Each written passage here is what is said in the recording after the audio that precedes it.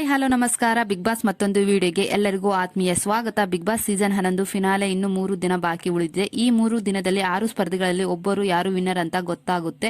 ಇದೇ ಹೊತ್ತಿನಲ್ಲಿ ಕಲರ್ಸ್ ಕನ್ನಡ ವಾಹಿನಿಯ ವಧು ಸೀರಿಯಲ್ ಟೀಮ್ ಬಿಗ್ ಬಾಸ್ ಮನೆಗೆ ಎಂಟ್ರಿ ಕೊಟ್ಟಿದೆ.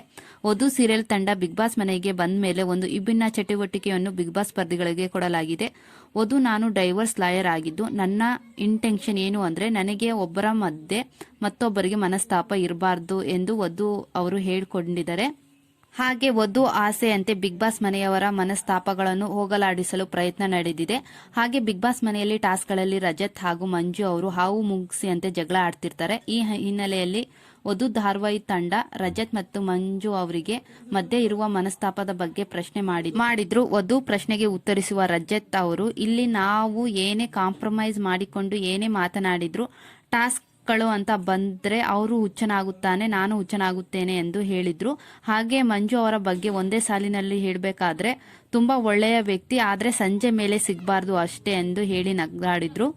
ಹಾಗೆ ವಧು ಅವರು ಮೋಕ್ಷಿತಾ ಮತ್ತೆ ತ್ರಿವಿಕ್ರಮ್ ಅವರ ಜಗಳಾಟ, ಕೂಗಾಟ, ಅವರ ಮಧ್ಯೆ ಇರುವ ಮನಸ್ತಾಪದ ಬಗ್ಗೆ ಪ್ರಶ್ನೆ ಮಾಡಿದ್ರು.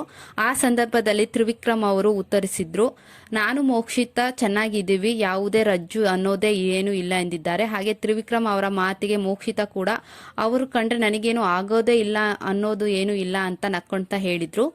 ಹಾಗೆ ಕೊನೆಗೆ ತ್ರಿವಿಕ್ರಮ್ ಅವರು ಚೆನ್ನಾಗಿರೋ ಹುಡುಗಿರ ಹತ್ರ ನಾವು ಜಗಳ ಮಾಡ್ಕೊಳ್ಳಲ್ಲ ಎಂದು ಕಣ್ಣು ಹೊಡೆದ್ರು. ತ್ರಿವಿಕ್ರಮ್ ಮೋಕ್ಷಿತಾ ಅವರ ಡೈಲಾಗ್ ಮಧ್ಯೆ ರಜತ್ ಮತ್ತೆ ಭವ್ಯ ಅವರು ಅವ್ರಿಗೆ ಕಾಲ್ ಎಳೆದ್ರು, ಮಜಾ ತಗೊಂಡ್ರು. ತ್ರಿವಿಕ್ರಮ್ ಅವರು ಚೆನ್ನಾಗಿರೋ ಹುಡುಗಿರ ಹತ್ರ ಜಗಳ ಆಡಲ್ಲ, ಓಕೆ, ಭವ್ಯ ಹತ್ರ ಯಾವಾಗ್ಲೂ ಜಗಳ ಆಡೋದು ಯಾಕೆ ಅಂತ ರಜತ್ ಅವರು ಪ್ರಶ್ನೆ ಮಾಡಿದ್ರು. ಅದರಿಂದ ಮನೆಯಲ್ಲಿರೋ ಎಲ್ಲಾ ಸ್ಪರ್ಧಿಗಳು ಬಿದ್ದು ಬಿದ್ದು ನಕ್ರು ಅಂತಾನೆ ಹೇಳ್ಬಹುದು.